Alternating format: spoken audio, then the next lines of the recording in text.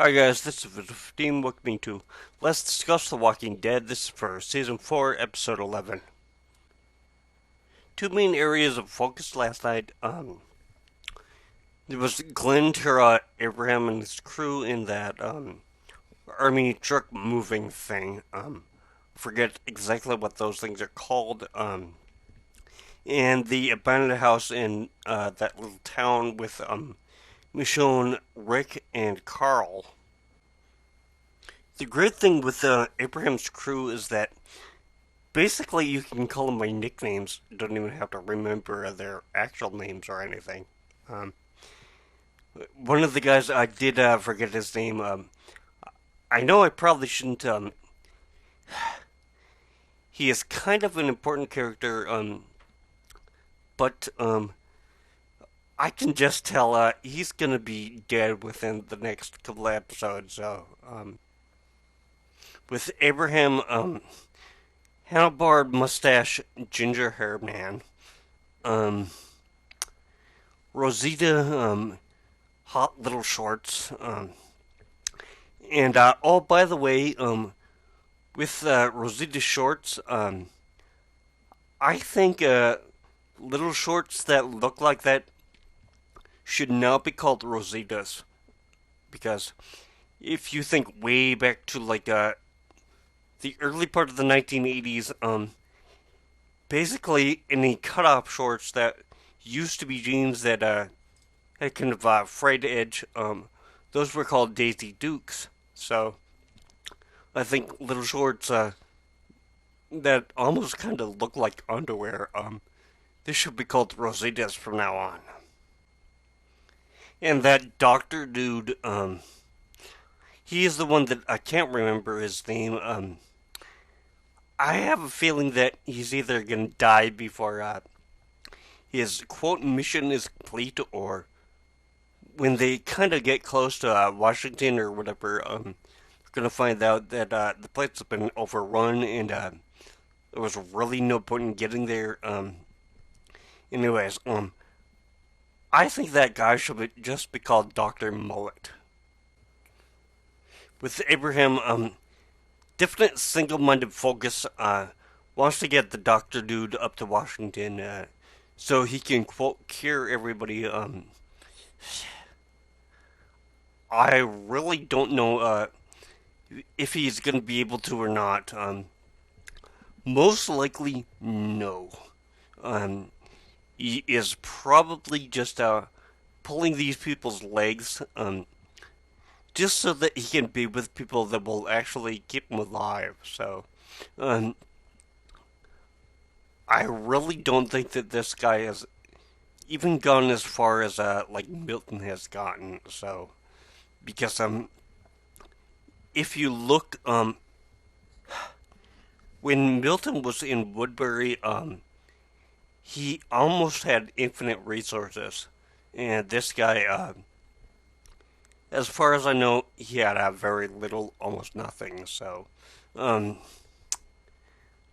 but yeah, I was kind of surprised that he was so happy taking out those walkers, just with like his knife and the butt end of a gun and stuff like that. So, um,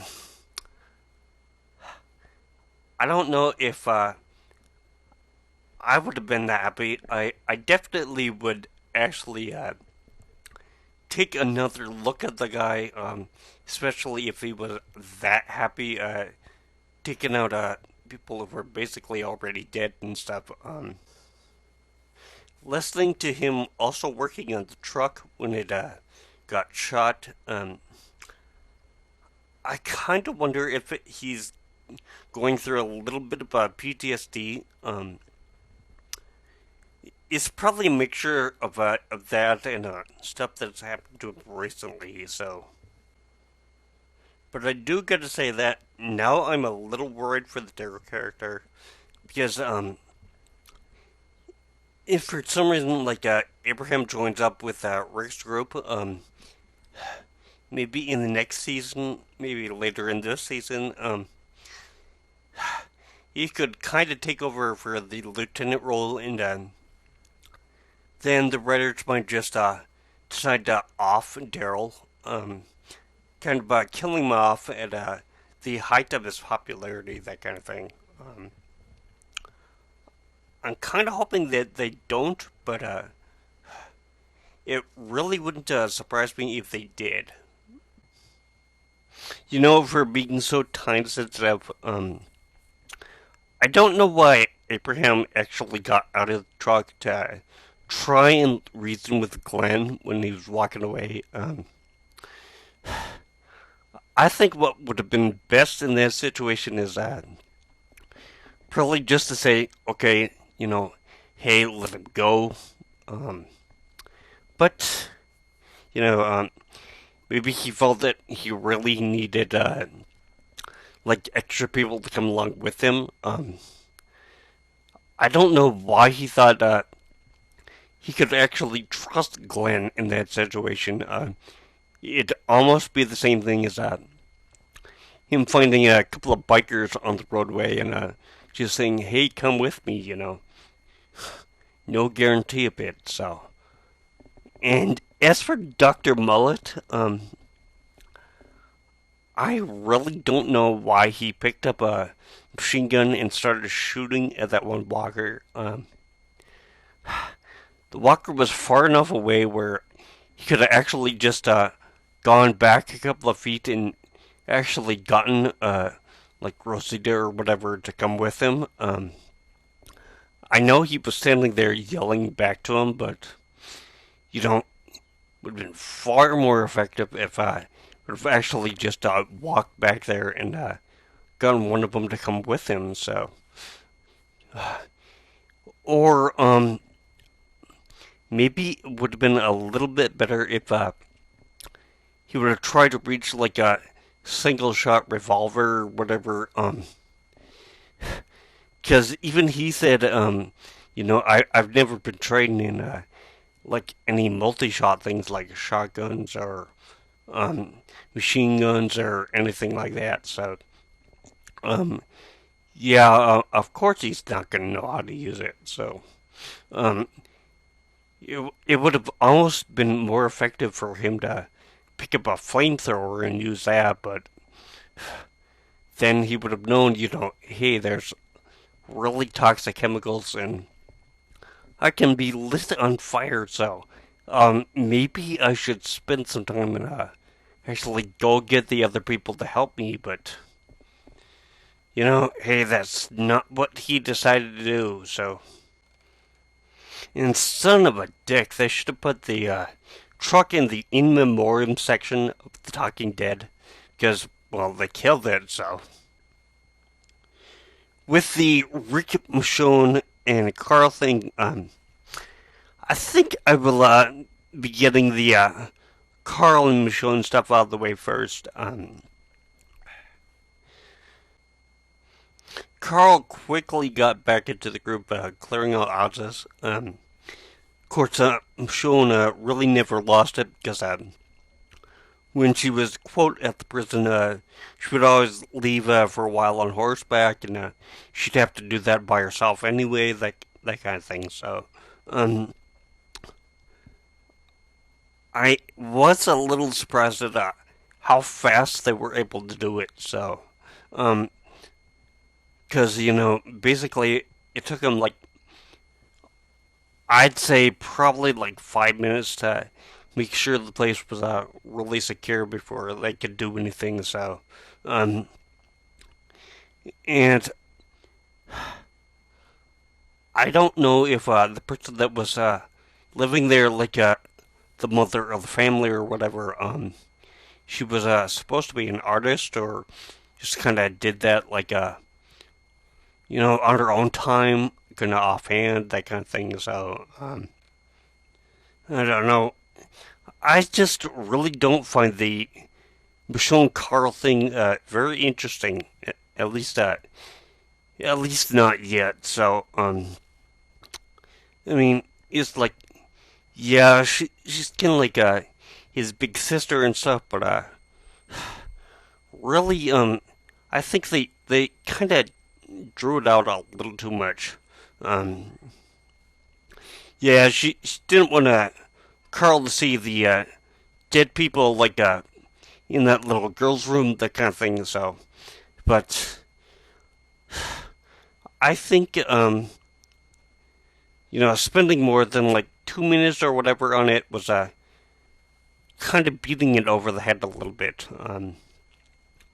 I do kind of understand that they kind of wanted a way to actually get Michonne to say some stuff about Andre and that kind of stuff.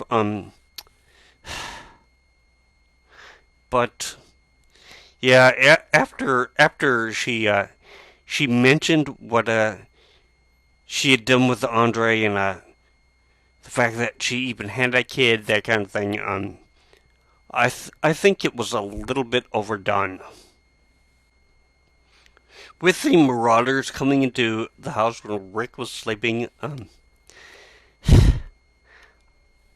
I still don't totally understand why he decided to hide under the bed. Um, Maybe he couldn't really get to a closet. The one that I saw in the room where he was sleeping was kind of open to the outside where they could actually see him when they were coming in like by the stairs and stuff. But there was like no blankets or anything even kind of covering up his face. You could easily see him like under the bed. I know the bed was larger than the other ones in the house, but for it to completely cover him, the bed had to have been like 8 feet long. So if I was clearing out a house, the first thing that I would do is, I'd go room to room, check to see if there was anybody that I could actually see. Then I'd probably check things like closets and like the actual bedspread to see if somebody was hiding in them. Um, then I would definitely check underneath the bed. So um, I think he actually did kind of a good thing. The first guy that was sleeping on that little bed, where he took the end of his gun and he tapped the floor just to make a little noise to see if any extra walkers were around. But yeah, after clearing out the house like that, I'd be definitely more afraid of like actual humans being in there. Um, because who knows? Underneath the bed there could be somebody with like a handgun or whatever, putting up basically where your head would be and kind of shoot you from behind. But there was two things that kind of annoyed me about the Walker mine that he said when he killed that guy in the bathroom. Um, One, when the dead Walker came out, did he go after the guy that was sleeping on the bed, or did he go for the guy that was lying on the floor? Um, the guy lying on the floor was, of course, closer, but the guy on the bed was a little higher up and closer to the Walker's actual face height. Um, and the other thing is that why didn't that guy in the bathroom scream at all? Um, he could have actually just yelled or whatever that, hey, there was somebody else in here, that kind of thing, instead of totally relying on himself. I don't know if he was afraid if somebody else would just blindly shoot in there or whatever, but yeah, I think a little bit of warning would actually been a little helpful. I know for me, if somebody else was in that situation, when I was foraging through a home, trying to get a little bit of stuff to actually eat and survive, that kind of thing. I would want one of the people with me, to actually yell that somebody else was here and that they kind of need a little help. This might not be very smart, but I think what I would have done to that guy that had just gotten killed in the bathroom, if I was Rick, I would have taken a lipstick or whatever out of the medicine cabinet, and on that guy's shirt, I would have written, "Now I have a machine gun. Ho ho ho."